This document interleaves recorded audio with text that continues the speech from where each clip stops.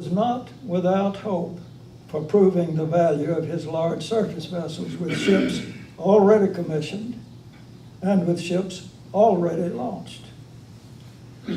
Launched, in Navy terms, does not mean completed. After launch, there is much work to do still in fitting out a surface ship, testing it, getting it completed and commissioned. Launched, but not yet fitted out and completed, are Radar's two greatest capital ships, the 50,000-ton Bismarck, its sister ship, Admiral Tirpitz, and a heavy cruiser, Prince Eugen, all still absorbing pieces of the Navy pie that Dönitz craves for his U-boats. 4 of Radar's heavy cruisers already have been commissioned: Admiral Scheer, Scharnhorst, Gneisenau, and his smaller 16,000-ton pocket battleship, Graf Spee. Within 6 weeks after the start of war with Britain, one of Dönitz's U-boats makes an electrifying kill. During World War I, German submarines had twice tried to get through the inlet at Scapa Flow, the home anchorage of the British fleet. Apart from the booms, sunken blocked ships, nets, minefields, and patrols that protected the entrance, were exceptional currents that could carry a U-boat where it liked without the skipper being able to do anything about it. After a careful study of aerial photos, Dönitz thought a U-boat just might slip in. He offered the assignment to the captain of U-47, who slipped in, scored 3 torpedo hits on the battleship Royal Oak, which blew up a few seconds later. As he slipped his submarine out, he observed what he described as great U-boat activity with depth charges. U-boat 47's Captain Gunter Prien returns home to become the most celebrated U-boat hero of the war. Does Dönitz now get what he wants? He does not. But by the end of the year, Hitler will be leaning toward Dönitz's views and cooling toward Rader. In December, following Dönitz's October U-boat score, Rader will lose an important surface ship.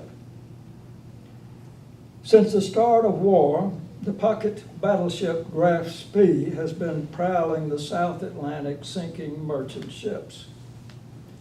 In mid-December, near Uruguay, she encounters 3 cruisers of the Royal Navy. After a skirmish in which she loses many casualties and is heavily damaged, but still operable, she pulls into a neutral port at Montevideo for repairs. Under international law, she can stay no longer than 72 hours, not enough for repairs. Through deceptive British radio transmissions, her skipper, Hans Langsdorff, is convinced that upon leaving the neutral harbor, he will be confronted with a strong enemy force waiting for him to come out. Misinformation cleverly leaked out by skillful British intelligence agents who knew the Germans were listening in and knew that the Germans had broken their code, but knew that the Germans didn't know that the English knew that the code had been broken. So they put out these false radio transmissions that totally believed by Langsdorff.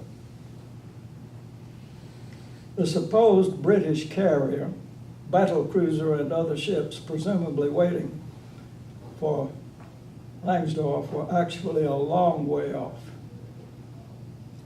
With his battle damage, short of ammunition, facing what he believes is a hopeless battle, and rather than sacrifice his crew, on December the 17th, Langsdorff takes the Graf Spee out of territorial waters and scuttles it. Back in his hotel, he takes his own life with a pistol to his head. Hitler is dissatisfied and indignant at Langsdorff's decision to scuttle his ship. He instructs Raeder that once a captain has joined battle with the enemy, he should fight it out to the end, damaging the enemy as much as possible, even at the cost of losing his own ship. End of 1939. Fearing that the British are going to occupy Norway, Germany beats it to the punch. And after short skirmishes with Norway defenders, establishes valuable ports in the North Sea and to control access to Swedish iron mines, which are vitally necessary for Germany's production. Later, as it turns out, those ports are valuable from Norway for German U-boats to attack Russian shipping. In May, the British occupy Iceland for naval and air bases. In June, Italy enters the war and Donitz gets the use of its U-boats. In the summer, Churchill gets 50 old, still serviceable American destroyers in exchange for U.S. naval bases in the West Indies, Newfoundland, and Bermuda. And in September, following Germany's armistice with France, both Raeder and Donitz rejoice in Germany's acquisition of ports on the Bay of Biscay, saving German vessels voyages through the North Sea and up and around Scotland and Iceland on their long voyage to the Atlantic. The newly available French ports will allow German surface ships and U-boats to spend much more time at sea. Now, Donitz can start introducing his wolf pack. In May of 1941, Admiral Raeder, anxious to do something to prove the value of his capital ships, makes a fatal blunder.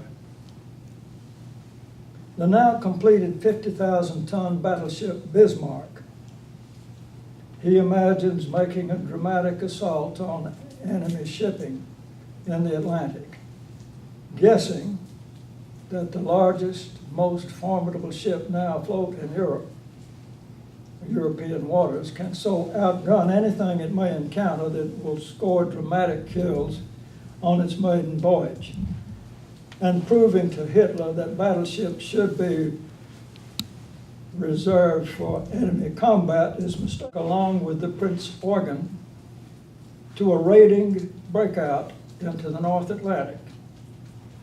The Bismarck's skipper, Ernest Lindemann, is dismayed. His crew is green, untrained. The ship is woefully unready, in his opinion, and feeling that his unready ship is doomed never to return, Lindemann puts his affairs in order and says goodbye to his family, sensing he will never return.